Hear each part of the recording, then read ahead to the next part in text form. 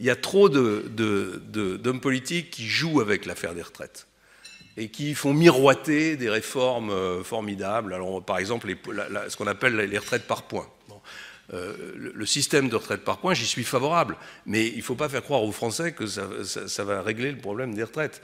Le système par points, en réalité, ça permet une chose qu'aucun homme politique n'avoue. Ça permet de baisser chaque année le montant des points, la valeur des points, et donc de diminuer le niveau des pensions.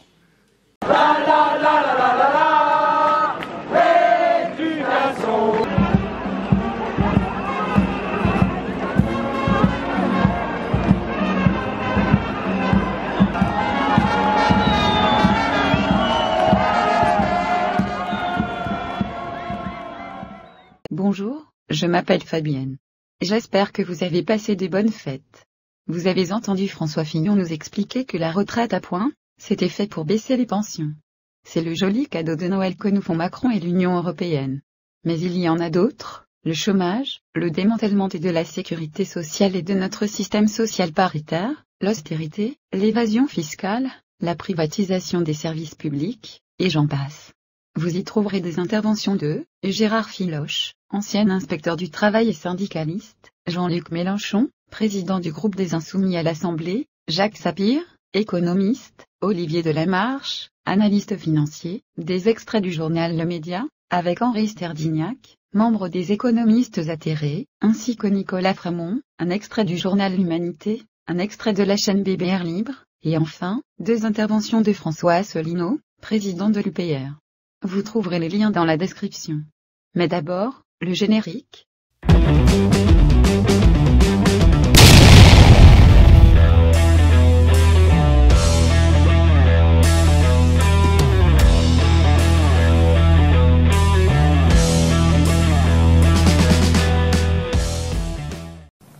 Nous faisons cette transformation, cette refondation, parce que je pense que c'est essentiel pour notre pays.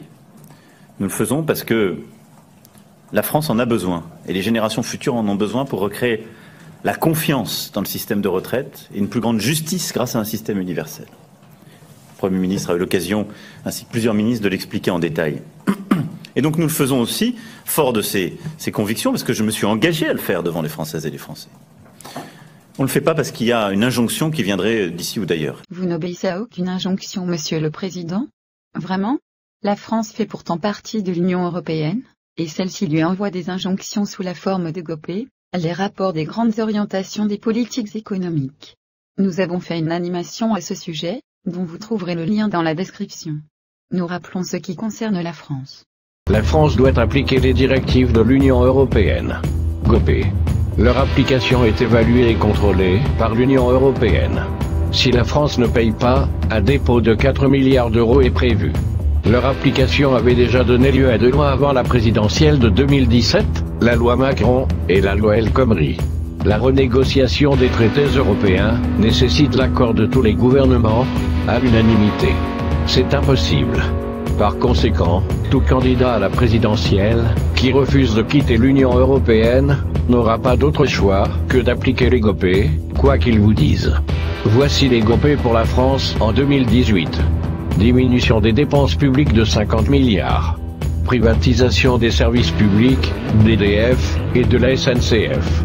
Diminution drastique des remboursements et privatisation de la sécurité sociale. Hausse du départ à la retraite et gel des retraites. Baisse des allocations chômage. Augmentation de la TVA. Diminution, puis suppression du SMIC. Généralisation du CDD et disparition progressive du CDI. Dérégulation et ubérisation des professions libérales. Suppression de l'impôt sur la fortune. Si tout ce programme n'a pas encore été réalisé entièrement, il l'a été en partie, et le reste est en cours. Mais voyons un autre bout. Les traités européens permettent la libre circulation des capitaux. Cela entraîne des délocalisations vers des pays où la main-d'œuvre est bon marché. Par exemple la Roumanie. Ceci pour le plus grand profit des entreprises et de leurs dirigeants. Et ceci est vrai, non seulement entre pays membres, mais également avec les pays tiers. En France, les usines ferment. les ouvriers sont licenciés et deviennent chômeurs. En France, les grandes fortunes ont été avantagées par les mesures fiscales inspirées des Gopé.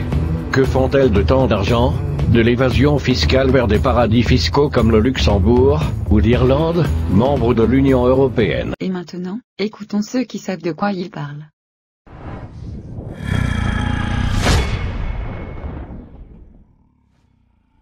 Et nous sommes toujours avec Gérard Filoche, ancien inspecteur du travail et syndicaliste, cofondateur du mouvement Gauche démocratique et sociale. Merci d'être toujours avec nous. Alors le rendez-vous est donc donné, ça sera le 9 janvier pour la mobilisation, courant janvier à Matignon. Pour les syndicats, que peuvent-ils espérer ces syndicats? Est-ce qu'ils peuvent éventuellement obtenir quelques avancées? Le retrait, madame.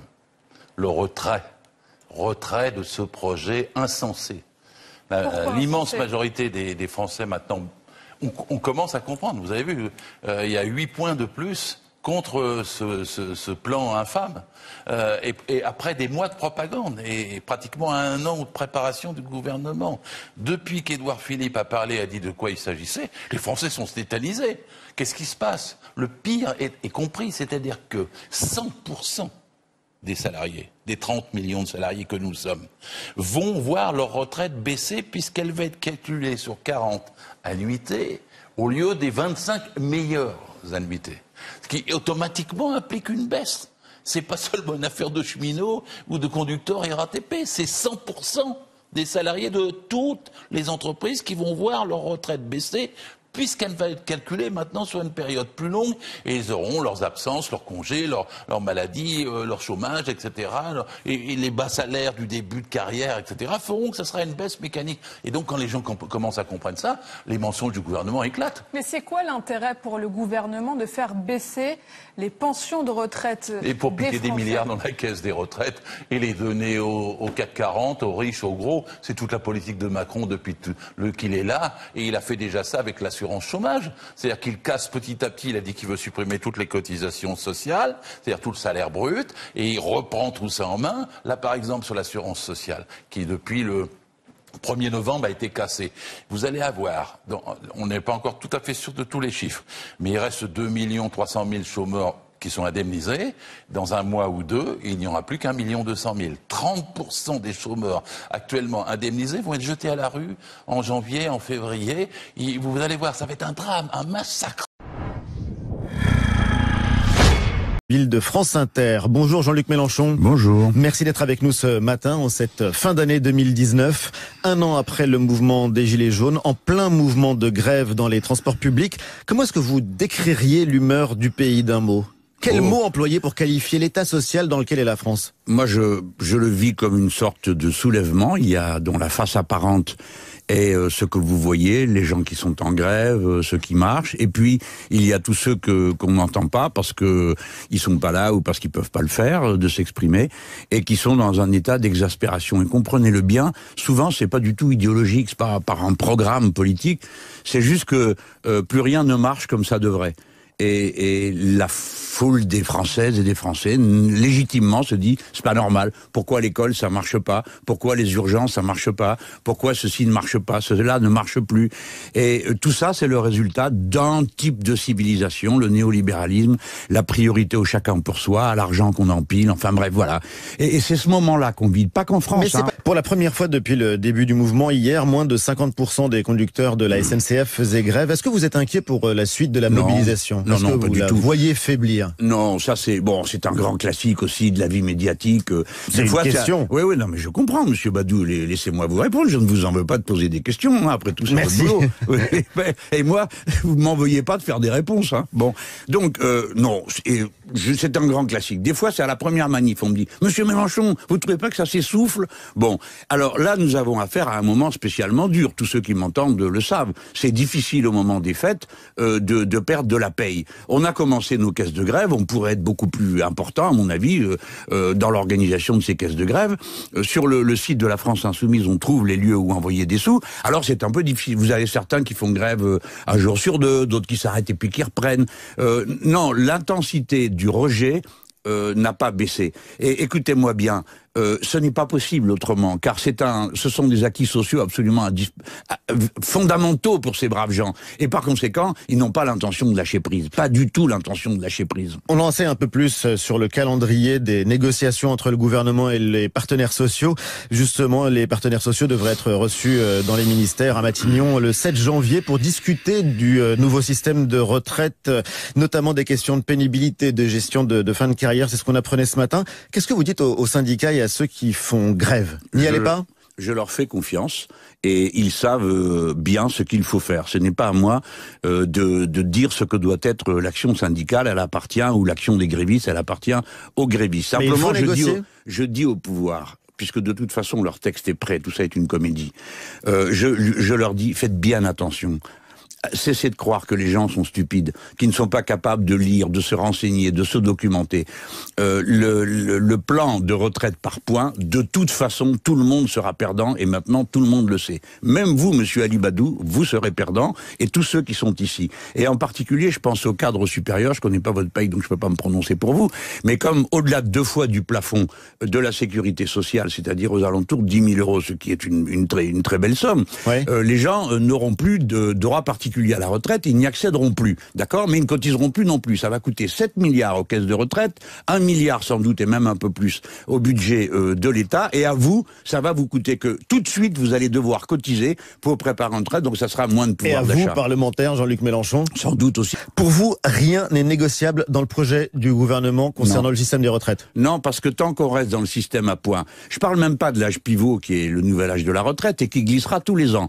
Et vous savez, monsieur Badou, il n'y a aucun mystère là-dedans. Ce sont les recommandations de la Commission européenne, ils exécutent. Donc il y a l'âge de 64 ans, puis dans 2 ans ça sera 66, jusqu'à ce qu'on arrive à 67, qui est l'âge fixé par la Commission européenne. Et puis deuxièmement, il y a le système des points. Monsieur Badou, mais franchement, vous allez savoir tous les mois combien vous payez vos points, mais vous saurez jamais combien ils vous seront donnés quand vous serez à la retraite. Vous n'avez qu'un seul espoir, c'est qu'un maximum de gens de votre génération meurent, parce que ça laissera une plus belle part à se partager, parce que c'est comme ça que marche le système par points.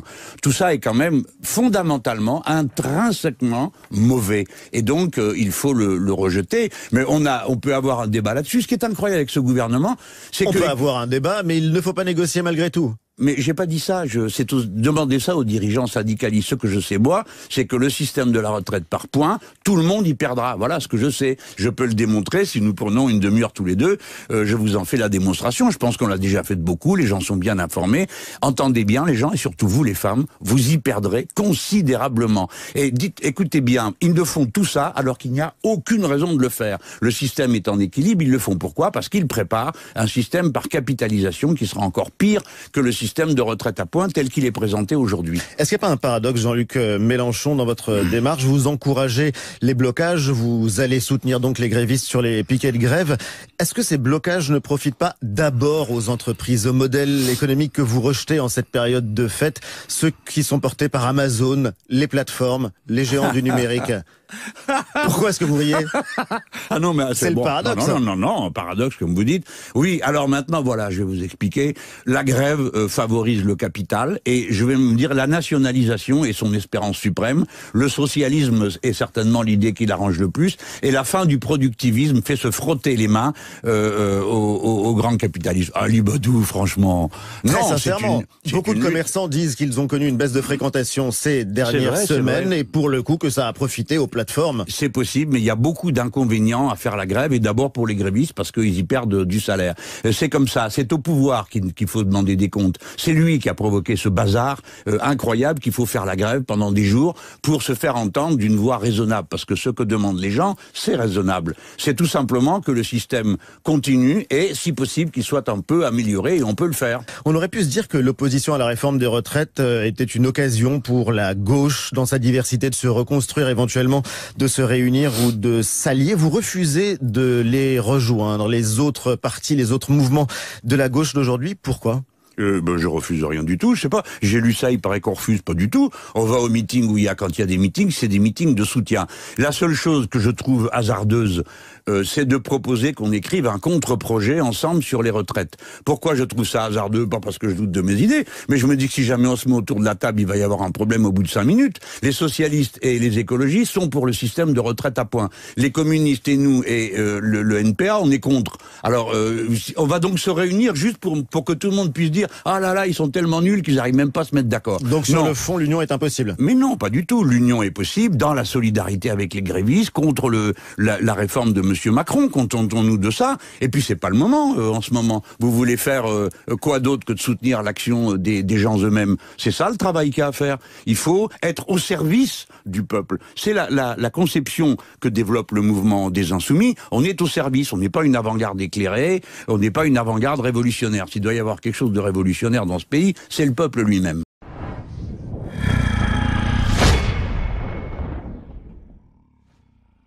Alors que la contestation contre la réforme des retraites s'enracine, qu'en est-il de la précarité et de la pauvreté en France? Chacun garde en mémoire la tentative d'un étudiant de s'immoler par le feu pour protester contre ces conditions de vie. Mais les jeunes ne sont pas les seuls concernés par cette précarisation qui progresse depuis l'élection d'Emmanuel Macron, semble-t-il. On en parle en tout cas tout de suite avec l'économiste Jacques Sapir. Bienvenue Jacques. Merci Stéphanie. Alors Jacques, pauvreté et précarité gagnent du terrain alors que la France est bien plus riche qu'il y a 30 ans. Pour quelle raison? Bien Stéphanie, vous avez tout à fait raison de poser la question. Effectivement, le revenu par habitant, le PIB par habitant ne cesse d'augmenter en France. Et pourtant, l'ensemble des chiffres, que ce soit des chiffres de pauvreté ou de précarité, ne cessent eux aussi d'augmenter. Alors, très clairement, il y a d'abord un problème de répartition des revenus, mais il y a aussi un problème de précarisation des salariés, de précarisation des chômeurs, et qui joue évidemment un rôle extrêmement important. Alors Jacques, est-il possible, alors que la richesse par habitant croît régulièrement, qu'il y ait plus de pauvres en France ? Hélas, oui, c'est possible. Et c'est d'ailleurs tout à fait évident dès que l'on commence à regarder, que ce soit les statistiques ou des cartes. Vous prenez par exemple cette carte. Ce sont en fait les différents taux de pauvreté. Et on voit d'ailleurs que sur cette carte, la pauvreté est très largement concentrée dans deux régions. Une région nord et nord-est et une région du sud-est avec une petite poussée vers l'ouest. Ce sont des régions où le taux de pauvreté, autrement dit, des gens qui touchent moins de 60% du revenu médian, ce sont des régions où cette population est supérieure, voire très supérieure, qu'à des taches rouges à la moyenne. Alors Jacques, cette pauvreté n'est pas non plus également répartie ? Effectivement, et on voit que la pauvreté est très sensible justement à la fois chez les plus jeunes, mais aussi chez les plus vieux. Alors on va commencer par les plus jeunes, et là on voit, vous voyez, c'est spectaculaire, la carte se rougit très nettement, que ce soit alors, les parties oranges, mais aussi les parties directement rouges. Il y a une progression de la pauvreté, et d'ailleurs, les taches rouges, elles, représentent des taux de pauvreté qui sont plutôt de l'ordre de 50%. Ça, c'est pour les jeunes de moins de 30 ans. Pour les gens de plus de 64 ans, évidemment, 64 ans, c'est l'âge pivot qui avait été retenu par le Premier ministre, on voit aussi, on verrait plutôt que cette pauvreté, alors là, c'est beaucoup moins sur la région nord, pour une raison simple, c'est que malheureusement, les retraités les plus pauvres meurt le plus vite. Et par contre, elle est très forte dans le sud et le centre du pays. Il y a aussi, il faut toujours le signaler, le cas de la région Corse, où le taux de pauvreté, que ce soit pour les moins de 30 ans ou que ce soit pour les plus de 64 ans, est particulièrement élevé. Alors Jacques, cette pauvreté est sans doute liée au chômage ? Évidemment, mais pas que. Et c'est ça qui est quand même extrêmement intéressant, mais aussi très dérangeant. En réalité, on voit que la part du temps partiel subi, c'est-à-dire un temps partiel qui n'est pas demandé par les gens, a très fortement augmenté. Alors là, nous avons le chômage pur, c'est-à-dire les gens qui ne travaillent pas et qui sont demandeurs d'emploi, mais on voit que la masse des gens qui sont justement dans ce taux partiel subi a fortement augmenté. Grosso modo, elle est passée de 45 à 55% dans le quinquennat de François Hollande, et pour les 2 premières années d'Emmanuel Macron, elle est passée de 55 à 62%, plus 7%. Il y a bien là une montée très forte de la précarité dans le travail, de gens qui sont avec des revenus insuffisants ou très précaires. Et la part des CDD dans l'emploi, on dit, Jacques, qu'elle diminue. Oui, on le dit, mais quand on regarde, là encore, les statistiques, et si vous voulez, on utilise pour l'essentiel des statistiques de l'INSEE, on voit que si on fait le total des gens qui sont en contrat en durée déterminée, qui sont dans différents types de stages, qui sont aussi des apprentis, eh bien on voit que ce nombre augmente, et en particulier sur les, grosso modo, 2 dernières années, plutôt sur les 18 derniers mois, on est passé de 12 à 14%. Alors ça, c'est pour l'ensemble de la population. Ici encore, si on regarde le cas des jeunes, des moins de 25 ans, par exemple des étudiants, on voit que c'est tout à fait dramatique. Pourquoi ? Parce que les études sont longues, les parents ne sont très souvent plus en situation de pouvoir payer les études. Le résultat, c'est que là, on est à 53% aujourd'hui. Enfin, plus exactement, fin 2017, début 2018. Et c'est là qu'il faut effectivement reparler du cas de cet étudiant qui s'est immolé par le feu devant le rectorat de Lyon pour protester justement contre les conditions de précarité dans lesquelles il vivait. Alors Jacques, évidemment, tout cela a des conséquences. Oui. Tout d'abord, la précarité en termes de revenus, la précarité en termes d'emploi, eh bien, elle conduit à une précarité médicale, une précarité pour la santé.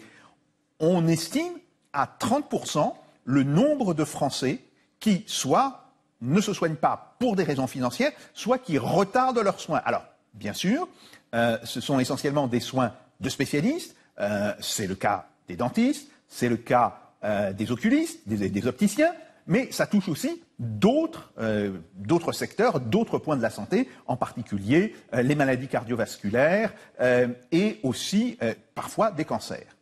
Et puis, il faut savoir qu'il n'y a pas que cette précarité médicale, il y a aussi la question de la précarité énergétique. Alors, vous voulez dire, Jacques, qu'il y a des ménages qui renoncent à se chauffer ? Et oui, et c'est ça qui est tout à fait dramatique. On estime qu'il y a 3,5 millions de ménages, autrement dit à peu près 7 millions pour la population, qui aujourd'hui ne se chauffent pas suffisamment ou ne se chauffent pas du tout, justement pour économiser. On sait par ailleurs que pour 5 millions de ménages, de foyers, le coût total de l'énergie, alors que ce soit pour le chauffage ou que ce soit pour le transport, ce coût total représente 15% du revenu, mais très souvent 60%, voire plus, de ce qu'on appelle le reste à vivre. C'est une fois qu'ils ont payé le loyer, qu'ils ont payé les charges, qu'ils ont payé les différents abonnements. Donc il y a bien là un problème tout à fait dramatique. Et puis, il y a aussi la question, si vous voulez, quand on regarde les gens qui sont des locataires dans le parc de logements privés. Et là aussi, on voit des choses qui sont assez dramatiques.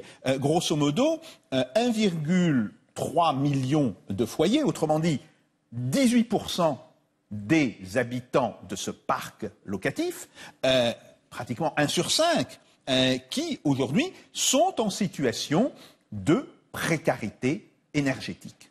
Alors, j'en reviens, Jacques, à ma première question. Comment est-ce possible en France ? Eh bien, il y a, je vous l'ai dit, à l'évidence, un problème de répartition, de distribution des revenus.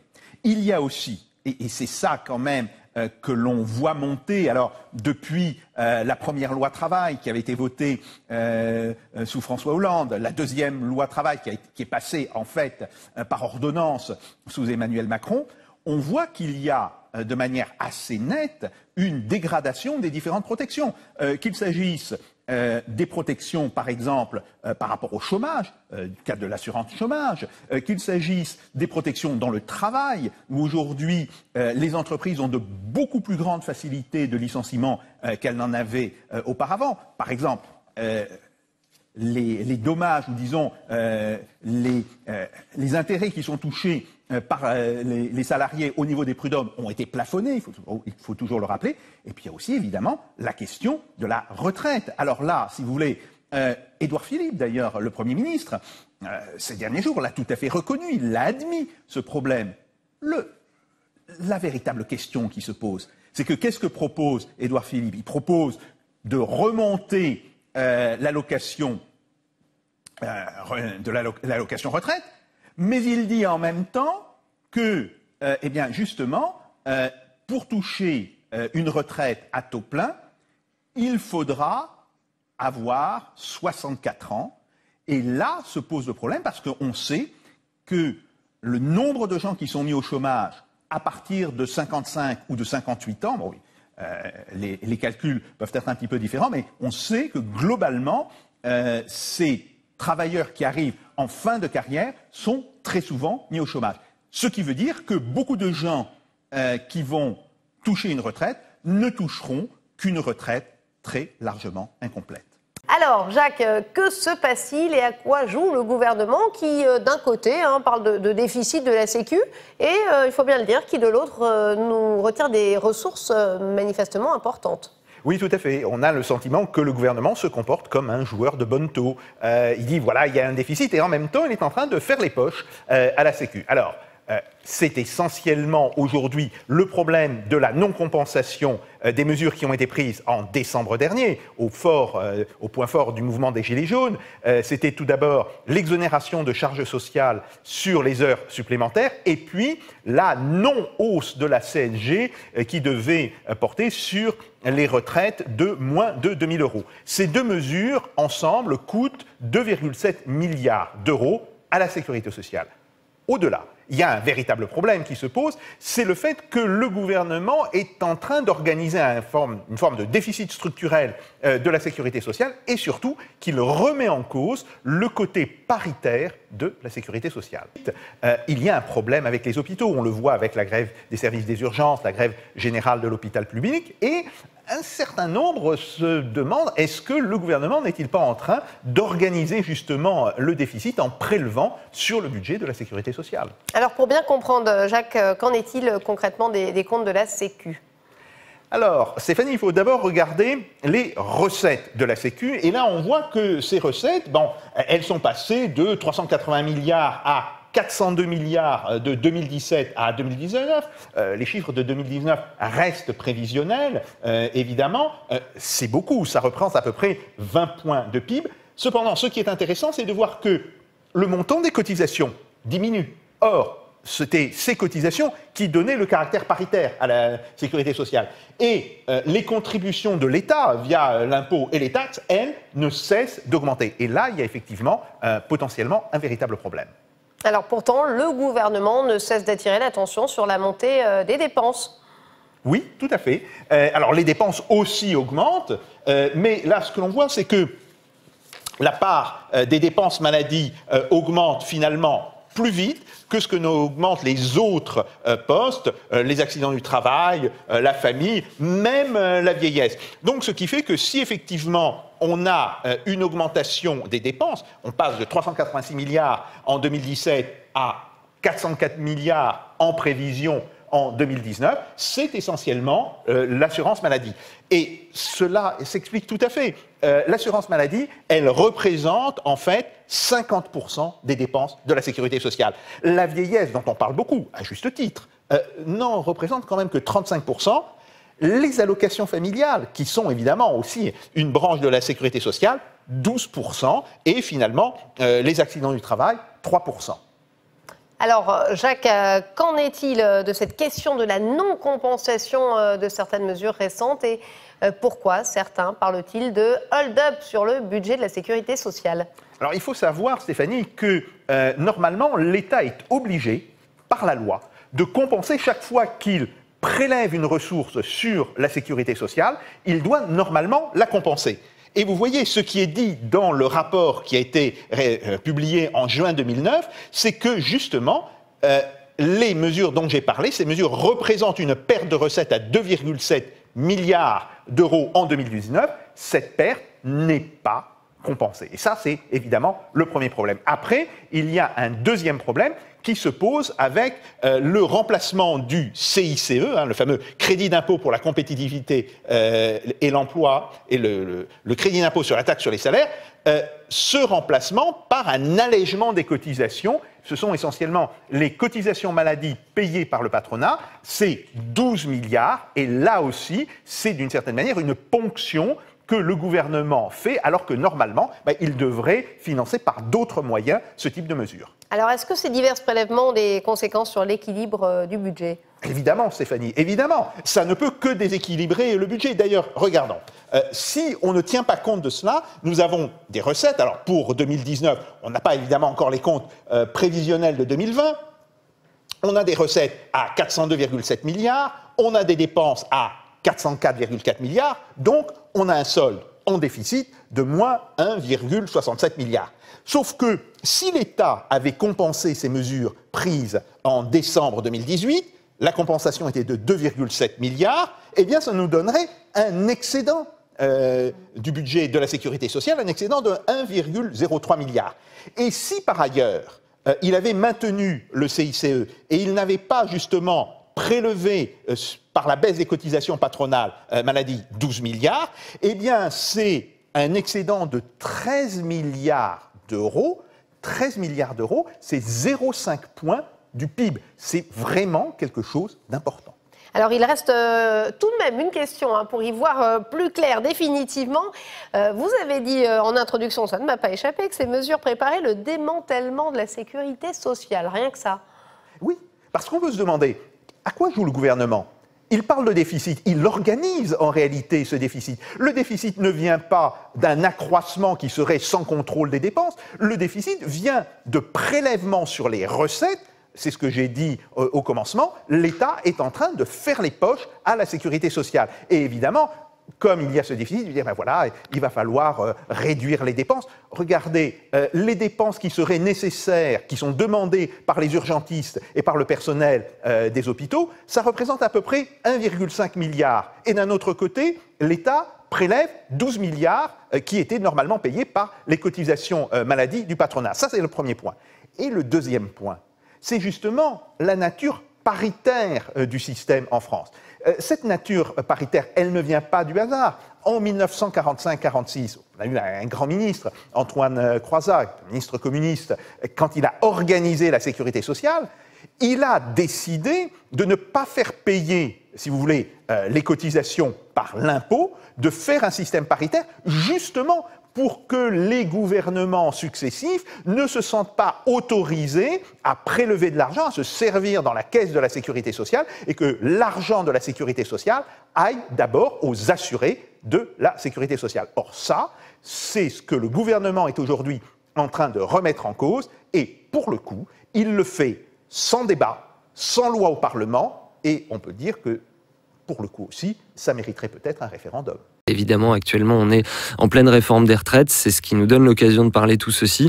Et il faut peut-être nous expliquer tout simplement comment fonctionnent nos retraites. Parce que je crois que c'est une incompréhension qu'il y a assez fréquemment et parfois même chez des confrères, à moi. Oui. Alors, tout d'abord, il faut rappeler une chose. Ce qui caractérise le système français, c'est que c'est un système, certes, national, mais qui n'est pas mis en œuvre par l'État, qui en tous les cas, au départ, quand est constituée la sécurité sociale, est fondée sur le principe du paritarisme. Autrement dit, les syndicats et le syndicat patronal, ex-comité des forges, ex-CNPF, bon, aujourd'hui qui s'appelle le MEDEF, s'entendent. Alors ils s'entendent avec une pression indirecte plus ou moins forte de l'État. Ils s'entendent aussi sous la pression des grèves. Il faut toujours rappeler que les mouvements sociaux ont toujours existé et ont toujours joué un rôle extrêmement important de rapport de force, effectivement.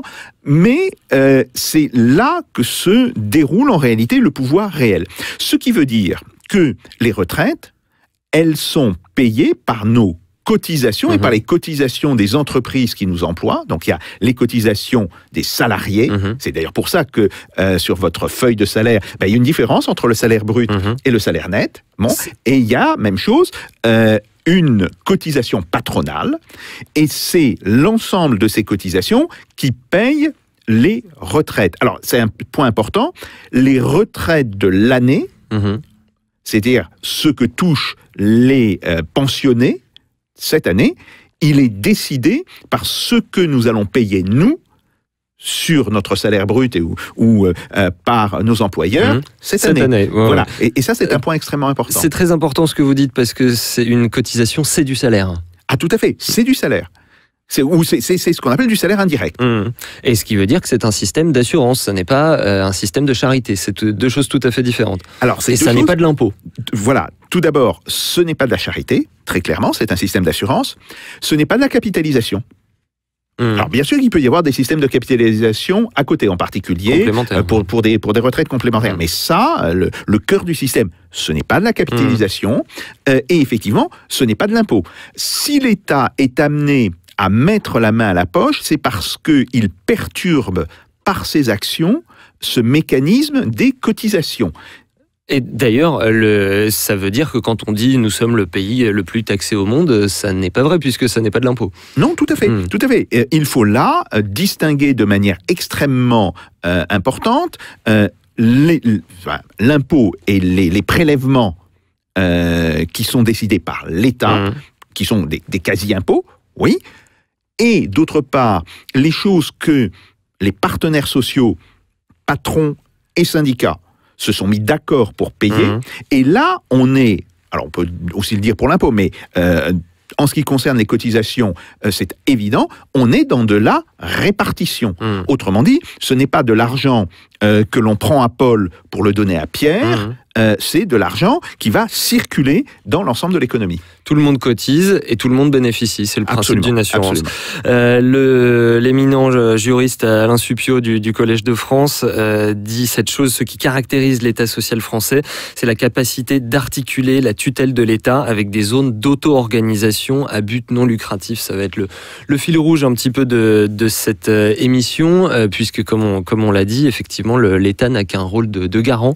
Ce qu'il faut dire également, Jacques, c'est que on règle les problèmes de cette année par cette année, comme on le fait par le taux de cotisation. Oui, tout à fait. C'est parce que ça n'est pas une épargne. C'est-à-dire qu'on n'est pas en train de régler aujourd'hui les problèmes de l'avenir. Les gens se représentent ça comme un avenir parce que c'est individuellement notre avenir, sauf qu'en fait, ce n'est pas le cas.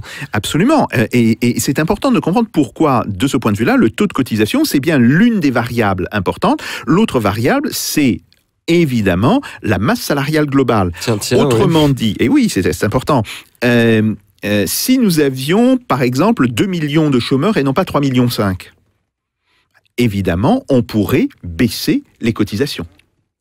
Même chose, si on augmentait les salaires, on maintiendrait les cotisations, mais donc ces cotisations en pourcentage du salaire baisserait. Donc il faut avoir en fait cette image à l'esprit, c'est une image extrêmement importante.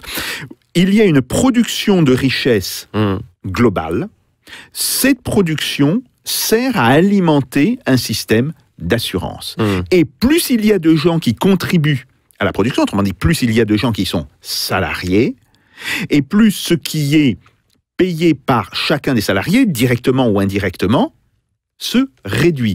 Donc, en réalité, l'un des problèmes derrière le montant élevé, justement, de ces cotisations, que ce soit les cotisations patronales ou les cotisations des salariés, c'est bien le fait qu'il n'y a pas assez de salariés. Et c'est bien là où nous payons une deuxième fois cette question de l'importance du chômage en France.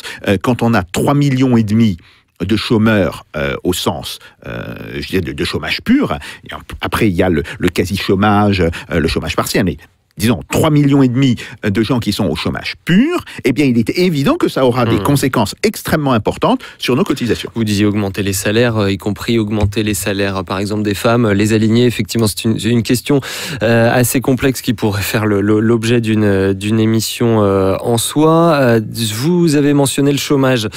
Point commun, il y a également une remise en question dans l'assurance chômage du paritarisme et une reprise en main par l'État. Il faut nous en dire plus. Oui, tout à fait. Et là encore, on voit la main de l'État devenir de plus en plus lourde. Alors, c'est l'un des résultats, par exemple, de la loi qu'a fait... oui, qu'a fait voter Emmanuel Macron en 2018, en fait, l'État fixe des objectifs. La loi Avenir Professionnel, septembre 2018. Si les partenaires sociaux ne sont pas capables d'atteindre ces objectifs, c'est l'État qui se substitue aux partenaires sociaux. Alors, il faut préciser que jadis, ça n'était pas le cas. L'État ne fixait pas en amont des objectifs pour les négociations paritaires. Il pouvait donner des pistes. Il pouvait dire qu'il souhaitait que l'on aboutisse à tel résultat, mais il laissait de manière globale la décision entre les partenaires sociaux, entre les mains des partenaires sociaux, donc entre les syndicats et le syndicat patronal. Alors, le point est important, parce que ça veut dire que l'État est en train de se substituer, enfin de démanteler le système paritaire français et de se substituer justement aux partenaires sociaux. Or, il y a 2 points qui sont là tout à fait importants. Le premier point, c'est que on voit bien que cette substitution de l'État aux partenaires sociaux se fait en réalité pour imposer des économies et se fait pour imposer de nouvelles contraintes qui vont peser sur les salariés. On l'a dit, le régime des retraites est à l'équilibre. On l'avait dit la dernière fois, c'est important de le préciser. Certaines caisses sont en déficit, mais c'est compensé par d'autres. C'est-à-dire que le régime, en général, globalement, il est à l'équilibre. Par contre, ça n'est pas le cas du chômage. On a un déficit sur le chômage. Alors oui, le système des retraites est globalement à l'équilibre, ou plus précisément, si l'État n'avait pas, de son côté, arbitrairement diminuer une partie des cotisations patronales, le système des retraites serait à l'équilibre. Rappelons en plus que l'État fait obligation à la sécurité sociale de rembourser ce qu'on appelle la dette sociale. Alors, effectivement, on va y venir à la sécurité sociale. Qui est un problème qui se pose parce qu'il y a eu des années de très fort déficit et que la sécurité sociale s'est endettée. Pourquoi exige-t-il ce remboursement alors qu'aujourd'hui, on peut refinancer une dette à des taux zéro ou des taux extrêmement faibles? Et évidemment, cet argent qui va dans le remboursement pourrait servir justement à l'équilibre des caisses de chômage. Et cette dette sociale, pardonnez-moi, elle vient dans la sécurité sociale du fait que l'État a réduit les cotisations. Tout à fait. Justement, tout à fait. Et donc il compensait ça avec, pour le coup, ce qui est de la dette publique. Ouais. Tout à fait. Après, il y a un autre problème, effectivement, c'est sur les caisses chômage. Sur les caisses chômage, alors, il est évident qu'elles sont déséquilibrées, ou plus précisément, que pour arriver à l'équilibre paritaire des caisses chômage, il faudrait considérablement augmenter les cotisations. Mais ça, c'est, je le répète, c'est le poids des 3,5 millions de chômeurs que nous avons aujourd'hui. Et au-delà de tous les gens qui sont dans une situation de quasi-chômage et qui doivent aussi être secourus. Il y a globalement cette espèce d'abandon de l'objectif de plein emploi. Or, il faut savoir que plus on se rapproche du plein emploi, plus mécaniquement, toutes les caisses sociales paritaires sont équilibrées. Donc, la vraie responsabilité des gouvernements, c'est de ne pas faire du plein emploi l'objectif de politique économique maximum. Et évidemment, comme le chômage déséquilibre les caisses paritaires, on dit mais regardez, ça impose des cotisations sociales qui vont maintenant rendre le coût du travail exorbitant en France par rapport à d'autres pays. Alors, il y a d'autres raisons en réalité, hein, et on sait qu'il y a des pays où le coût du travail est très bas, tout simplement parce que ces pays bénéficient ou subissent des taux de change qui sont particulièrement bas et qui sont particulièrement favorables justement pour le développement de leurs activités. Mais ça, c'est un problème. Et le fait de dire aujourd'hui que les cotisations sociales sont devenues un problème pour la compétitivité de l'économie française, c'est en réalité renverser le problème. Le vrai problème, c'est plutôt la marche vers le plein emploi. Soit on se décide de respecter ce qu'est un système paritaire. Bon, quitte à l'encadrer, quitte à dire qu'on souhaiterait qu'il évolue dans telle ou telle direction, mais on le respecte. Soit Et c'est ce que fait l'État. Et il ne le fait pas, évidemment, simplement depuis Emmanuel Macron. Les interventions de l'État sont plus anciennes. Mais c'est vrai qu'elles ont pris une dimension, elles ont pris un montant particulier sous Emmanuel Macron. L'État intervient et de fait, il déséquilibre de lui-même un système paritaire, mais il ne joue pas son rôle de rétablisseur d'équilibre en dernier ressort. Et ça, c'est un problème énorme parce que ça crée d'une certaine manière l'illusion d'un déficit. Et je le redis, qu'il s'agisse du système des retraites, qu'il s'agisse globalement de la sécurité sociale, tout le discours sera le système n'est pas soutenable, il faut absolument qu'on le remette à l'équilibre, sinon ce sont nos enfants ou nos petits-enfants qui vont payer. C'est faux. En réalité, le système est globalement à l'équilibre s'il n'y avait pas l'État qui prélevait de l'argent justement, pour le distribuer à d'autres, et essentiellement au patronat. Alors, et c'est un problème à l'intérieur de chaque génération, et pas un problème qui se repousse à nos petits-enfants. Non, c'est un problème qui est justement intragénérationnel et pas intergénérationnel. Et ça, c'est un point extrêmement important, même s'il est présenté aujourd'hui comme un problème intergénérationnel, ce qu'il n'est pas. Pour finir, Jacques, tout ce que vous nous décrivez, cette reprise en main par l'État, des gens qui sont attachés à la justice sociale qui nous écoutent se disent peut-être, mais l'État, c'est quand même ce qu'on essaye de défendre. Mais est-ce que justement cette vision de l'État, c'est une vision dont on est héritier, une vision du XXe siècle, alors que vous l'avez déjà évoqué, au XIXe siècle, il y avait une méfiance de l'État. Est-ce qu'on ne serait pas en train de commencer à revenir vers ça? Et finalement, est-ce que ce retour vers ça, ça ne serait pas la définition même du néolibéralisme, c'est-à-dire plutôt qu'un démantèlement pur et simple de l'État, un affaiblissement de l'État comme acteur économique, mais au service du privé, faut-il le dire? Alors, on est en présence aujourd'hui d'une privatisation de fait de l'État, ou plus précisément, l'État n'a plus comme objectif final le bien public. Il faut se rappeler que... C'est fort comme accusation. Oui, c'est le bien public tel qu'il est défini par le peuple lui-même, puisqu'il n'y a pas de définition du bien public qui serait en surplomb de l'exercice, justement, de ce bien public. Ce bien public tel qu'il est défini par le peuple doit être normalement ce que l'État met en œuvre. Or, aujourd'hui, on voit que l'État, capturé par toute une série d'intérêts privés, et en particulier d'intérêts financiers, met en œuvre d'autres objectifs que l'intérêt public. Ce qui veut dire... De façon structurelle, parce que ça peut faire un peu complot comme ça. Non, c'est pas un complot, c'est structurel. C'est effectivement structurel. C'est ce que l'on appelle, effectivement, le néolibéralisme. On a une administration publique qui n'est pas l'État au niveau principiel. L'État au niveau principiel, ce sont des institutions politiques, ce sont des institutions sociales. Bon.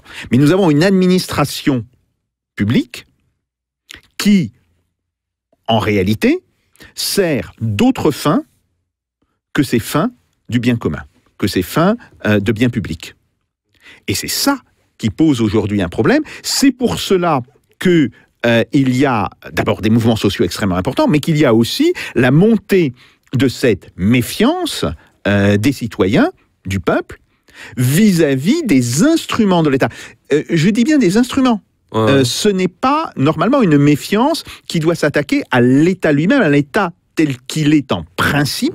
Autrement dit, au concept d'État, tel qu'il est la mise en œuvre de justement cette notion de bien public. Mais on le voit, par exemple, sur le problème de la médiation, sur le problème de la représentation. Ça a été très important dans le mouvement des Gilets jaunes. Et l'origine de cela, c'est justement le fait que, désormais, l'État se réduit à l'administration, et cette administration, elle est au service de certains intérêts, et non pas de l'intérêt collectif.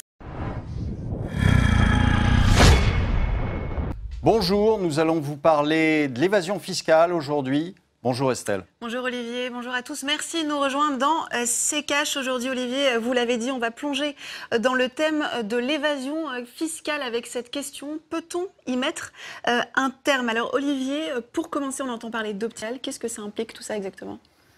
L'optimisation, c'est de l'évasion fiscale, mais légale. Donc c'est ce que font les fiscalistes toute la journée, c'est-à-dire qu'ils essayent de faire en sorte que vous payiez le moins d'impôts possible, mais tout en restant dans la légalité.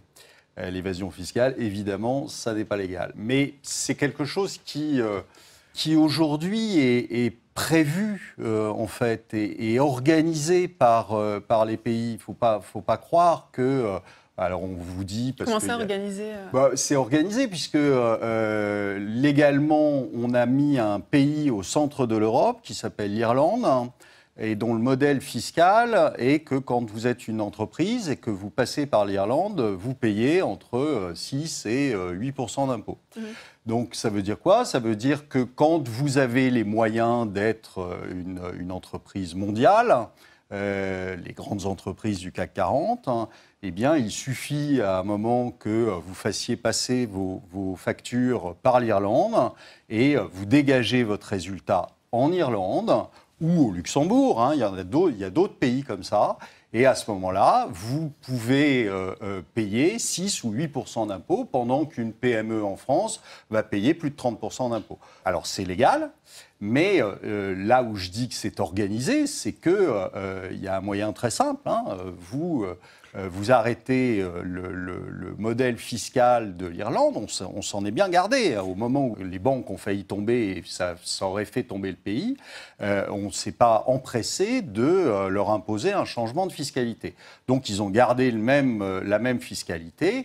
Toutes les GAFA, toutes les grandes entreprises passent aujourd'hui par l'Irlande et comme ça leur permet de payer moins d'impôts. Alors justement, il y a les entreprises, mais aussi l'évasion fiscale concerne aussi les particuliers. Et justement, entre optimisation, fraude et évasion fiscale, on a parfois un petit peu de mal à y voir très clair. Antoine Vassas s'est penché cette semaine sur ces différentes méthodes. C'est le moment de lancer le tiroir cash. Cette semaine, on va tenter d'expliquer la différence entre optimisation, fraude et évasion fiscale avec toi, Olivier. Imaginons que tu aies beaucoup d'argent. Non, plus d'argent encore, voilà comme ça, et que tu veuilles éviter de payer des impôts dessus. C'est pas très compliqué, tu mets tes capitaux dans un autre pays avec des règles fiscales moins strictes, ce qu'on appelle un paradis fiscal. Mettons Trinité et Tobago, on sait que tu aimes le soleil. Ça, c'est ce qu'on appelle l'évasion fiscale.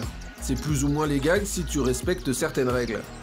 Mais tu pourrais aussi carrément frauder, dire que tu as déménagé là-bas avec les plages, les palmiers, alors qu'en fait tu es resté bien tranquille en France. Faire ce qu'on appelle une délocalisation fictive. Mais bon, c'est pas très légal, on voudrait pas perdre notre animateur préféré. Parce que de toute façon, en France, il existe plein de moyens d'optimisation fiscale.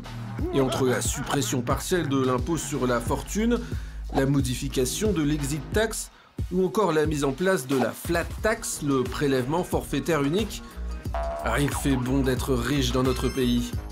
Et après tout, devenir riche, ça pourrait peut-être te réconcilier avec Emmanuel Macron, non? Alors, t'en penses quoi, Olivier? Alors Olivier? Bravo Antoine. Mais il faut se poser la question pour moi, de la cause de tout ça. C'est-à-dire que je pense qu'au bout d'un moment, quand on voit que l'impôt ne sert à rien, l'impôt que vous payez ne sert à rien parce que vous avez de plus en plus de pauvres, que vous avez de plus en plus de gens qui vivent mal. Optimisation, de fraude fiscale, d'évasion fiscale. Eh bien, au bout d'un moment, il est clair que beaucoup essaient de se soustraire à ce genre de choses. Quand il y a un impôt qui est raisonnable, quand on n'a pas l'impression que ça ne va faire qu'augmenter chaque année après chaque année, et à ce moment-là, vous n'avez pas d'évasion fiscale. Est-ce que vous avez vu beaucoup de Suisses venir s'installer en France, par exemple, pour échapper à l'impôt en Suisse? Non. Or, ils payent des impôts en Suisse. Pour mettre un terme à l'évasion fiscale, il faudrait mieux répartir les impôts. Allez Olivier, avant de refermer ce numéro de C'est Cash, on va tout de suite prendre la direction de Twitter. Cette semaine, on a demandé à vos followers de réagir sur le thème de l'évasion fiscale. Voici par exemple avec Élite parisienne. Pas vraiment une question, mais il y aurait moins d'évasion fiscale sans le niveau record de prélèvement en France, sans les lois européennes faites pour ces évasions et les paradis fiscaux permettant tout cela. On devait tous les démanteler après la crise de 2008, il me semble. Ça rejoint ce que nous disions tout à l'heure, c'est-à-dire un manque de volonté politique. Et puis, le fait que, on en a parlé, c'est la classe moyenne sur laquelle repose l'impôt, et c'est elle qui ne peut pas échapper à l'impôt, puisque en général ce sont des salariés, et que donc il y a très peu de moyens d'échapper à cet impôt. La classe moyenne diminue, en revanche les impôts, ils n'arrêtent pas d'augmenter. Pourquoi ils n'arrêtent pas d'augmenter? Tout simplement parce qu'on continue à s'endetter année après année. Et je vous ai déjà dit ici que la dette, c'est de l'impôt. C'est de l'impôt futur, c'est ce qu'on ne peut pas payer tout de suite, donc on le paye plus tard. Et on le paye sous forme d'impôt. Donc les impôts ne baisseront pas, ça c'est la mauvaise nouvelle du jour et de l'émission. Les impôts ne baisseront pas, et donc ceux qui chercheront à y échapper vont continuer probablement à le faire. Merci beaucoup Olivier, merci à vous de nous avoir suivis. Rendez-vous la semaine prochaine pour un nouveau numéro de C'est Cash sur RT France. Olivier, une conclusion ? Écoutez, je pense qu'on pourra refaire cette émission dans 3 ans, et l'Observatoire aura bien observé, et il ne se sera pas passé grand-chose entre les deux moments.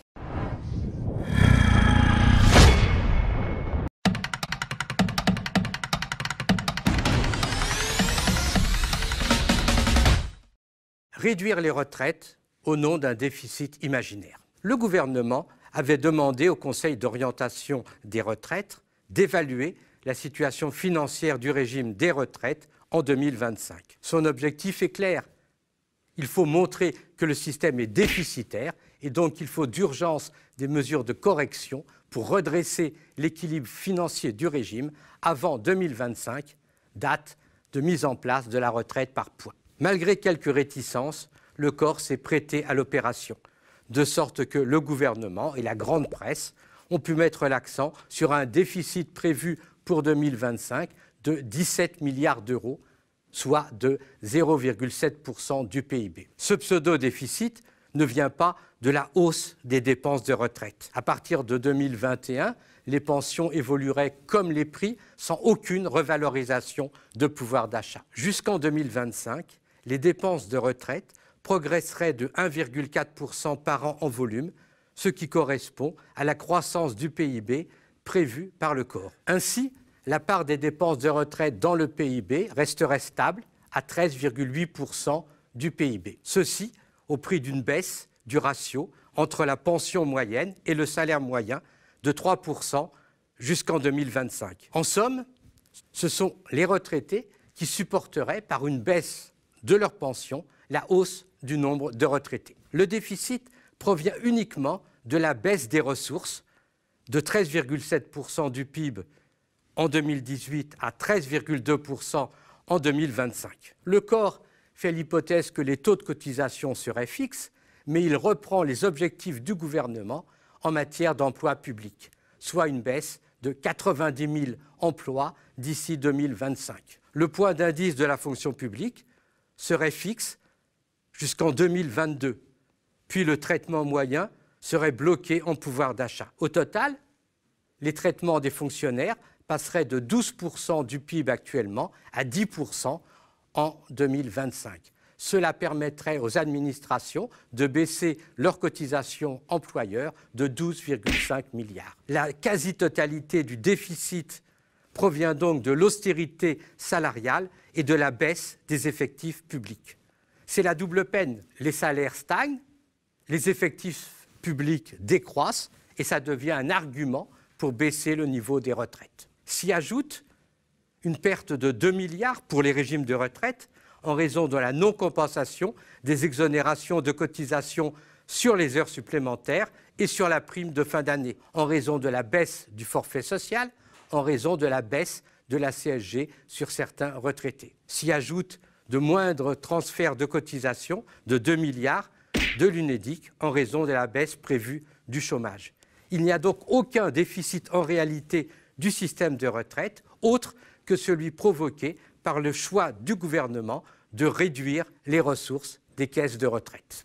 Si on considère l'ensemble du système de la protection sociale, il faut rappeler qu'en 2025, la dette sociale sera remboursée. Ce sont donc 16 milliards qui sont utilisés actuellement pour rembourser les marchés financiers qui seront disponibles. Avec un taux de chômage de 7% en 2025, l'UNEDIC aurait un excédent de 12 milliards. La protection sociale prise globalement aurait donc, en 2025, un excédent de l'ordre de 14 milliards. Par ailleurs, les réserves nettes du système de retraite sont aujourd'hui de 127 milliards. Il n'y a donc pas un déficit préoccupant qui obligerait à prendre d'urgence des mesures d'austérité contre les retraités. Compte tenu de la commande du Premier ministre, le corps s'est trouvé obligé de proposer des mesures pour combler un déficit qui n'existe pas.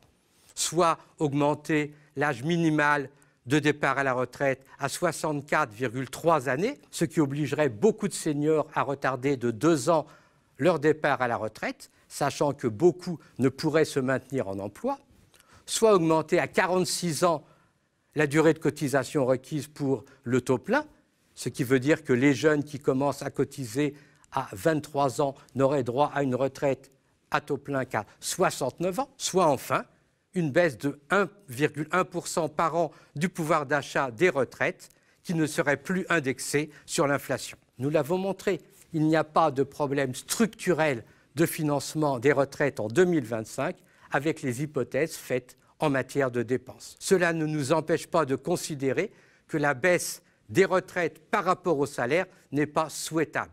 Il faudrait donc consacrer en 2025 11 milliards de plus aux retraites, ce qui serait facilement finançable si le taux de cotisation retraite était augmenté chaque année de 0,2 points, soit au total de 1,1 point en 2025. Contrairement à la propagande du gouvernement qui cible les salariés de la RATP ou les salariés de la SNCF, le projet de réforme concerne bien tous les salariés et tous les retraités qui seraient encore frappés si le gouvernement ajustait le système en désindexant encore les retraites. Cet épisode illustre la stratégie que le gouvernement utilisera à l'avenir. Priver arbitrairement de ressources le système des retraites et utiliser le déficit ainsi créé pour diminuer le niveau des retraites.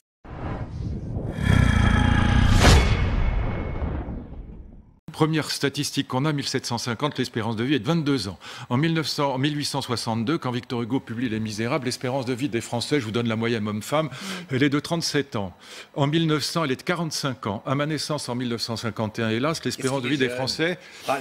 Oh, tu parles. L'espérance de vie des Français est de 62 ans. Statistiquement, je ne serai pas avec vous ce soir. Aujourd'hui, les chiffres viennent de sortir, c'est 79 ans pour les hommes et 85 ans pour les femmes. Donc il faut un QI de bulot pour ne pas comprendre qu'on est obligé d'augmenter la durée de cotisation. Luc a raison quand il dit... Ça fait 2 fois que tu dis que j'ai raison, fais gaffe parce que ça va se terminer. Moi je suis un vrai libéral. Il faut un QI de bulot pour ne pas comprendre qu'il faut augmenter la durée de cotisation. C'est à peine la rentrée des éditocrates et le philosophe Luc Ferry vient déjà d'insulter sur LCI les 2 tiers de Français qui ne font pas confiance au gouvernement pour sa réforme des retraites à venir. Revenant de leurs longues vacances d'éditorialistes, les membres du petit monde des donneurs de leçons ont repris leur strapontin pour commenter l'actualité et surtout faire le SAV de l'action de Macron. Les vacances ont dû faire du bien à Ferry. L'hiver dernier, il exigeait que la police tire à balles réelles sur les gilets jaunes. Là, il aimerait simplement que ces derniers meurent à leur poste de travail. Face à lui, Daniel Cohn-Bendit, fidèle au poste, commente à son tour la réticence des membres du bas peuple face à une réforme qui va les faire travailler plus longtemps et toucher des pensions plus faibles. Il y a une logique, elle n'est pas acceptée par la majorité de la population, quel que soit le pays. Les enfoirés de Gaulois réfractaires ne sont donc pas une exception. La plupart des peuples de la planète ne comprennent pas que des technocrates, éditocrates et politiques leur sucrent une conquête sociale pour laquelle leurs ancêtres se sont battus, afin, comme le disait le fondateur de la sécurité sociale Ambroise Croizat, que la retraite ne soit plus l'antichambre de la mort, mais une nouvelle étape de la vie. Les Belges sont même parvenus à remettre en cause la réforme de leur gouvernement. Marc Botenga, bonjour. Vous Bonjour. êtes député européen de la gauche unitaire européenne. Vous êtes membre du PTV, du Parti du Travail de Belgique. La Belgique, comme la France aujourd'hui, a connu il y a maintenant 2 ans une tentative de réforme des retraites. Pourquoi le combat que vous avez mené a réussi? On va voir ça avec vous. Et quel rapport, ou comment vous voyez, comment vous évaluez aussi ce qui passe aujourd'hui en France, puisque vous vous intéressez bien sûr également à l'actualité de la mobilisation en France. Je ne veux pas dire qu'il n'y a pas eu de lutte et de discussion, bien évidemment, je veux dire, mais le mot d'ordre du mouvement, c'était vraiment d'une clarté très claire, d'une clarté très grande, disons, en disant, voilà, mettons, comme je disais tout à l'heure, à la retraite, cette réforme des retraites, parce que quand on a vu ce qui s'est passé en Allemagne, donc vous savez, en Allemagne, il y a une pension de retraite. Ça, je pense, fait diminuer la retraite environ de 10%. Quand on regarde la Suède, en Suède, maintenant, il faut travailler jusqu'à 68 ans pour avoir le même montant de retraite qu'on avait avant à 65 ans. Vous savez, donc on le voit aussi autour de nous. Donc quand on est en Europe, on regarde un peu à droite à gauche, on voit que ce n'est pas un bon système pour les gens. Tout à fait. Vous revenez d'ailleurs, là on est mardi, de la manifestation qui a eu lieu ici à Strasbourg. Un mot tout de suite là-dessus, quelle ambiance, qu'est-ce que vous ressentez? Une grande détermination. Donc j'avoue que bon, Strasbourg, on entend souvent parler de Paris, de Marseille, etc. En Belgique du coup, mais ici, Strasbourg, il y avait une grande détermination, une grande diversité aussi des gens qui étaient vraiment aussi convaincus de pouvoir gagner cette bataille. Et je pense que ça c'est vraiment important, le fait d'y croire, de dire voilà, on va faire reculer Macron et sa réforme, ça m'a frappé. Alors revenons en 2 mots quand même sur ce qui s'est passé en Belgique. Donc il y a de ça maintenant 2 ans. Il y a une annonce qui avait été faite aussi en octobre, si je ne me trompe, pour dire on va réformer les retraites avec un point central qui était le passage à la retraite à point. J'allais dire idem en France. C'est un point, vous allez nous en parler, que vous avez saisi tout de suite. Quelles étaient les caractéristiques de cette réforme telle qu'elle était voulue à ce moment-là par le ministre, par le gouvernement en Belgique? Nous, on l'a un peu synthétisé dans une image en disant la pension doit être un droit et non pas une tombola. Pourquoi est-ce qu'on a choisi cette image-là? Parce que jusque-là, jusqu'avant, disons, la pension à point, on savait, en cotisant et de par sa carrière, de par son salaire, on pouvait calculer à la fin de sa carrière combien on aurait de pension, à quel montant on aurait mensuellement. Bon. La pension à point change cela. Plutôt que d'accumuler au fur et à mesure de sa carrière des droits, disons, pécuniaires, financiers, on va vous octroyer des points. Ces points-là, ensuite, on devra déterminer la valeur en euros. Cette valeur-là sera déterminée au moment où vous passez à la retraite en fonction de variables, de paramètres. Ça veut dire que vous ne saurez plus en avance combien vous aurez de retraite, de pension, et vous ne pourrez pas, par exemple, faire le calcul de voilà, savoir quand vous allez partir à la retraite. Et quelles sont ces variables? Une variable, c'est l'espérance de vie, qui n'est pas forcément la même pour toujours. On sait que des travailleurs vivent souvent moins longtemps et surtout moins longtemps en bonne santé. Deuxièmement, il y avait la situation budgétaire de l'État. Donc en gros, on disait... Grande variable. Grande variable, et la situation économique générale. Donc, ça voulait dire que ça devenait vraiment une loterie, une tombola. On ne peut pas jouer avec les gens comme ça, qui ont une carrière, qui travaillent dur toute leur vie, et puis à la fin, écoutez, c'est trop tôt pour partir à la pension, vous n'aurez rien, vous aurez la moitié de ce que vous avez espéré. Ça, c'est inacceptable. Et donc ce point-là, on l'a vraiment martelé. Enfin, je dis nous, mais c'était une mobilisation syndicale. Alors c'est ça, c'est la question que j'allais vous poser. Derrière ces mots d'ordre, on va y revenir d'ailleurs un peu plus en détail, parce que c'est l'une sans doute des raisons qui ont fait que ça a marché. La clarté, la netteté des mots d'ordre que vous avez avancés. Mais quelles ont été les forces qui se sont mobilisées contre cette retraite? J'allais dire peut-être un peu la même chose qu'en France, syndicats, partis bien sûr, mais aussi des organisations citoyennes, etc. Il y a une mobilisation assez large dès le départ en Belgique. Assez large parce que ça concernait clairement tout le monde. Maintenant, il faut le dire, ce n'était pas gagné d'avance parce que une pension à point, on pourrait se dire, bon voilà, c'est quoi? C'est assez technique finalement, c'est une réforme comme ça. Donc il y a eu un travail de pédagogie. Il y a eu clairement un travail de pédagogie, de dire, oui, mais qu'est-ce que ça veut dire concrètement? Et donc c'est pour ça que pour faire prendre conscience et pour l'exprimer dans certaines images. Vous savez, quand on fait une campagne aussi sur, je ne sais pas, le CETA des traités commerciaux, c'est important de cueillir ça dans une image pour ensuite voilà, se focaliser et avoir des revendications nettes. Effectivement, un des points clairs, c'est que tant le mouvement syndical que les associations, que nous, qui nous sommes battus dans ce truc, on avait une revendication qui était très claire, c'est-à-dire la retraite de cette réforme des retraites, si on veut.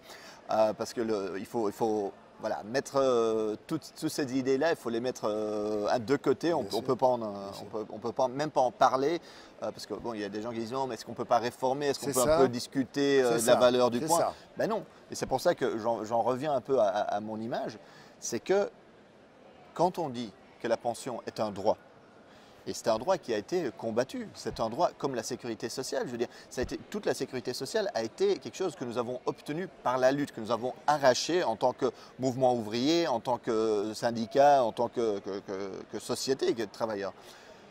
On est en train de détricoter cela. Et donc, ce fait-là, cet aspect-là de dire non, basta, ça ne permettra plus, ça a été extrêmement important. Et il faut le dire, la retraite ou la pension, elle concerne tout le monde.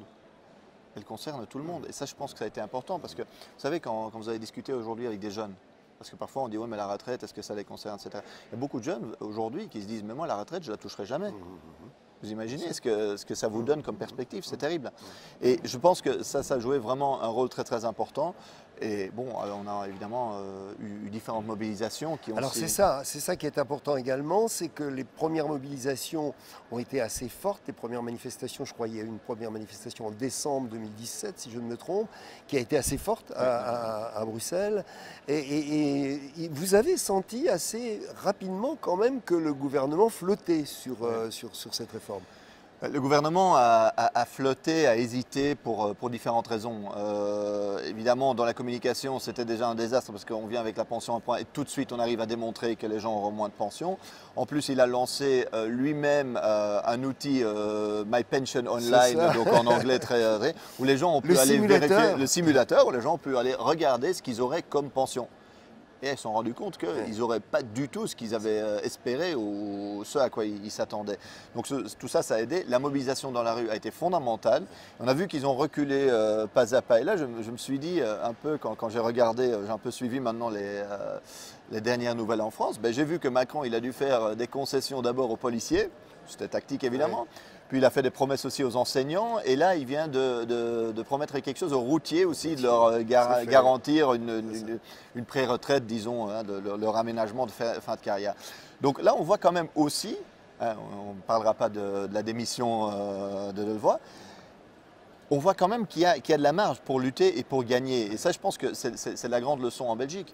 C'est-à-dire, dès qu'il y a eu la pression, le gouvernement a dit oui, non, oulala, parce que justement, ça fédérait. Vous savez, ce n'était pas une catégorie professionnelle particulière. C'est ça. Et le fait que le gouvernement recule un peu, ça renforce la mobilisation. Oui. Vous l'avez senti? C'est clair, quand il y a moyen de gagner, quand on voit qu'il y a moyen de gagner, quand on voit qu'ils ne sont pas sûrs, et surtout quand on voit qu'on fédère de plus en plus largement, quand on voit qu'il y a d'autres organisations qui peut-être au début n'y étaient pas, mais qui se disent, ah oui, ça a à voir aussi avec la pédagogie, je veux dire, disons-le, mais rejoignent le mouvement. On se dit, ah bah tiens, on est en train de construire un rapport de force, et c'est par le rapport de force qu'on changera ces choses-là. Comment vous considérez la situation actuellement en France? Vous nous en avez dit quelques mots à plusieurs reprises, mais comment vous voyez globalement les choses? D'abord, ça ressemble, ce qui se passe en France, à ce qui a été tenté du côté du gouvernement en Belgique. On est un peu dans les mêmes choses. Il y a quand même une unité européenne, j'allais dire, pour imposer des nouvelles retraites un peu partout. Il y a une unité européenne qui est, d'une part, basée sur ce qu'on appelle l'austérité, donc de couper toujours dans les services publics, dans la sécurité sociale, dans les droits sociaux, dans de l'austérité, et cette volonté de donner ce pactole au privé, de donner ce pactole aux spéculateurs, aux fonds privés, fonds de pension privés, etc. Et donc voilà, faire plaisir au grand capital, et on va le dire comme ça.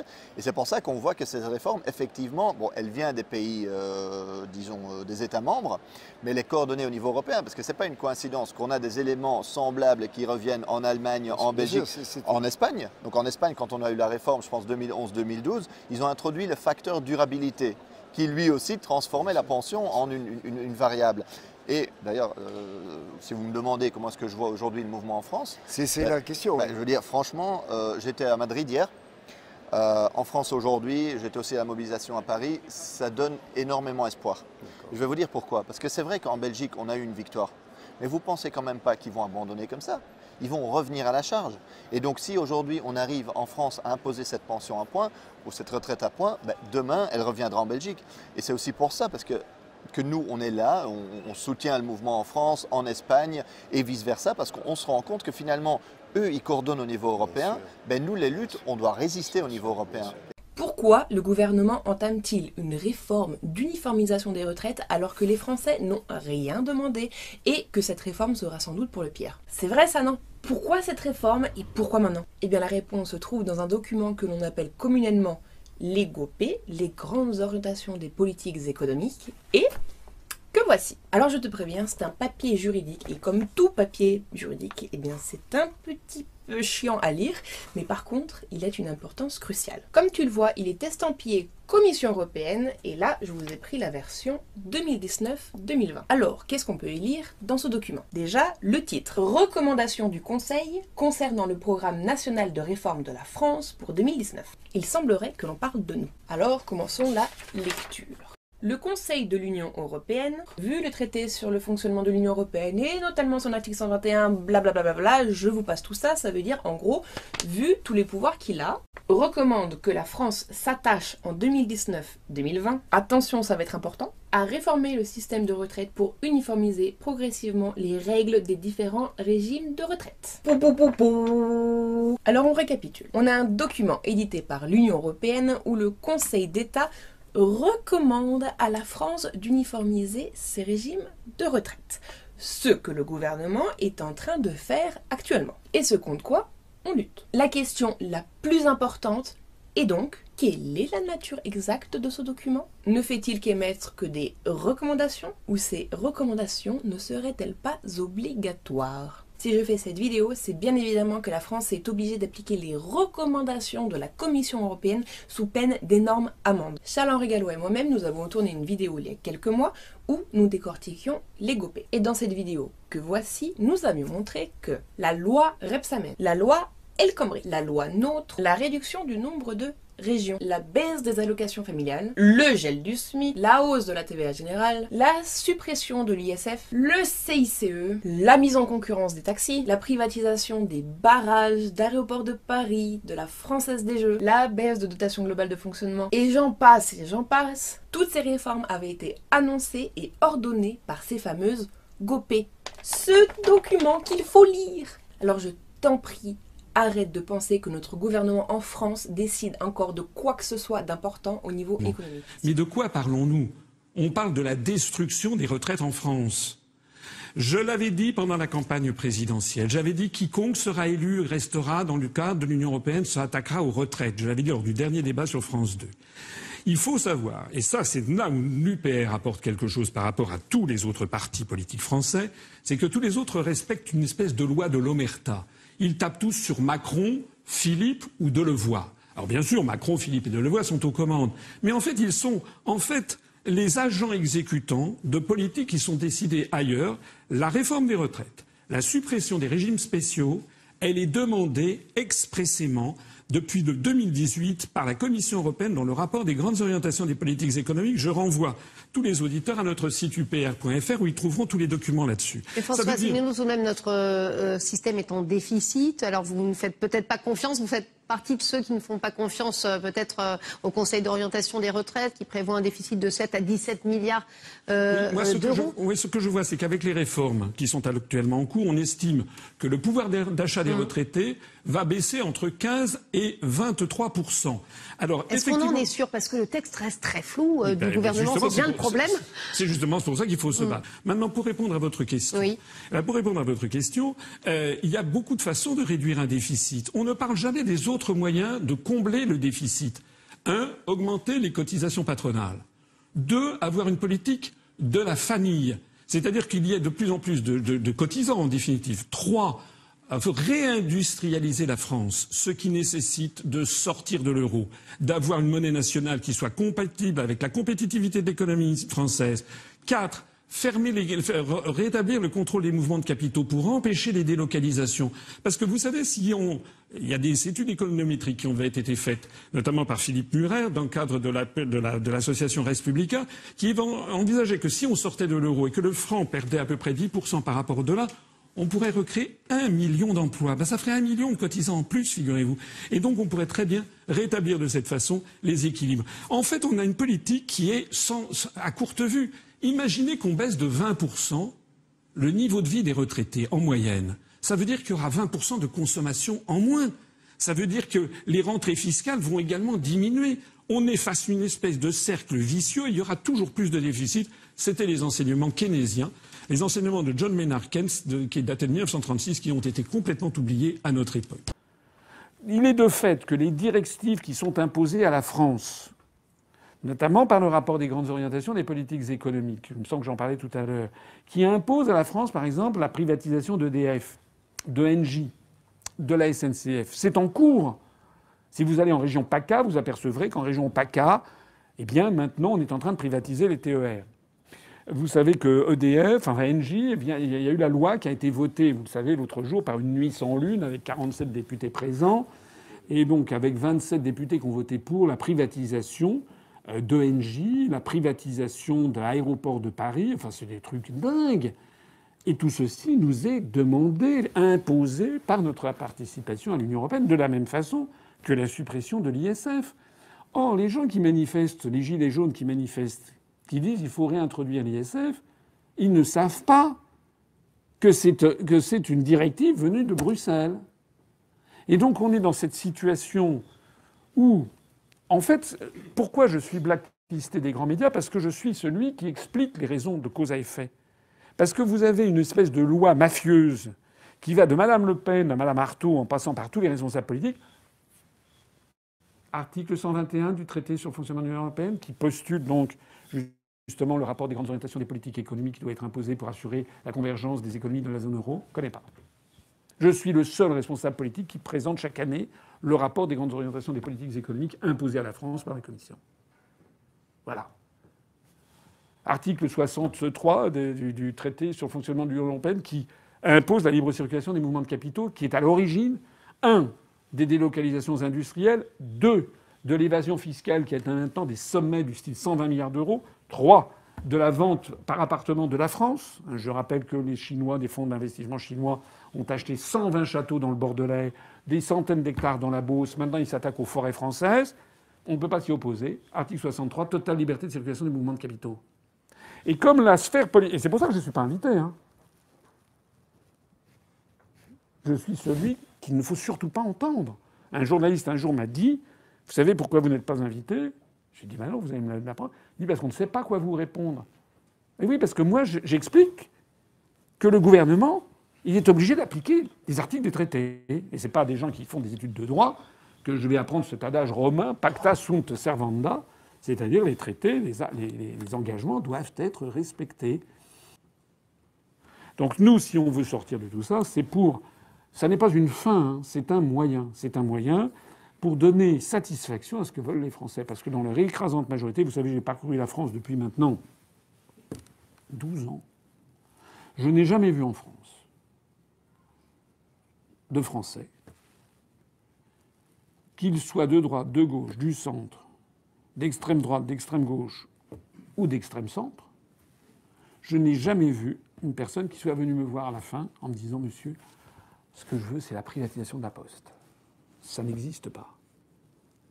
Les Français sont très contents, étaient très contents du legs de la Libération où nous avons eu des forts services publics qui assurent la justice et l'égalité sociale entre les Français, puisque, comme je le disais tout à l'heure, le peuple français, c'est un peuple qui est fondamentalement égalitariste du point de vue anthropologique et qui a besoin d'un État fort qui assure la justice sociale entre les Français. Ce qui n'empêche pas qu'il y ait des différences sociales, qu'il y ait des gens qui gagnent beaucoup d'argent, etc. Mais en France, traditionnellement, il y a une certaine réserve et l'État intervient pour qu'il n'y ait pas des différences trop criantes de situation entre des multimilliardaires d'un côté et puis des gens qui meurent de faim dans la rue. Or, à quoi on assiste depuis l'arrivée de l'entrée dans l'UE et l'entrée dans l'euro? On assiste à l'indice de Gini, vous savez, qui comptabilise les inégalités entre le premier décile et le dernier décile. Cet indice de Gini qui ne cesse dans tous les pays d'ailleurs de l'OCDE et de l'Union européenne et en France d'augmenter. C'était qu'on voit alors que toutes les 30 glorieuses qui avaient suivi la libération avaient abouti à un resserrement des inégalités, et avec l'apparition d'une grande classe moyenne, C'était le triomphe des 30 Glorieuses, c'était le triomphe de la pensée keynésienne en matière économique. C'était dû au fait que le capitalisme, on avait gardé le dynamisme incomparable du capitalisme, mais en l'assagissant par la menace soviétique qui faisait que l'État faisait de la redistribution sociale. Donc on essayait d'avoir ce qu'on dit en anglais the best of both worlds, le meilleur des deux mondes. Maintenant que la menace soviétique a disparu, maintenant qu'on est revenu à une espèce... On était en train de revenir en fait à la situation du capitalisme de 1848, hein, là où vous faisiez travailler les enfants de 12 ans, là où on interdisait les syndicats, là où il n'y avait pas de contrat de travail, ce qui avait donné naissance d'ailleurs au manifeste du Parti communiste. On est en train de revenir insensiblement au milieu du XIXe siècle, avec des conditions qui sont faites au plus modestes, qui deviennent désormais des conditions qui se rapprochent de l'esclavage, où les gens peuvent être jetés comme du papier hygiénique, peuvent être licenciés du jour au lendemain. Les réformes qu'il y a eu en Allemagne, les réformes Hartz 1, 2, 3 et 4, or l'Allemagne donne le là au reste de l'Europe. Vous avez des diplômés de l'enseignement supérieur qui gagnent 2 € de l'heure en Allemagne, hein, 2 € de l'heure. Eh bien, tout ceci mène en fait à une situation qui devient explosive en France. Et si nous voulons sortir, nous, de l'Union européenne et de l'euro, c'est pour éviter cette crise qui arrive, et dont je pense que la crise des Gilets jaunes n'est que le prodrome, c'est-à-dire une explosion de la France, de la situation sociale en France, comme elle couvre d'ailleurs un peu partout à travers le reste de l'Union européenne. Voilà, je vous remercie de votre attention. Vous êtes peut-être d'accord avec ce qui a été dit. Vous n'êtes peut-être pas d'accord, mais vous avez écouté les arguments. Dans les deux éventualités, j'espère que cette vidéo vous a plu. Si c'est le cas, soyez gentil, mettez un petit pouce bleu. Si vous n'êtes pas encore abonné à C'est dans l'air, vous pouvez le faire maintenant. C'est gratuit, et ça nous encourage.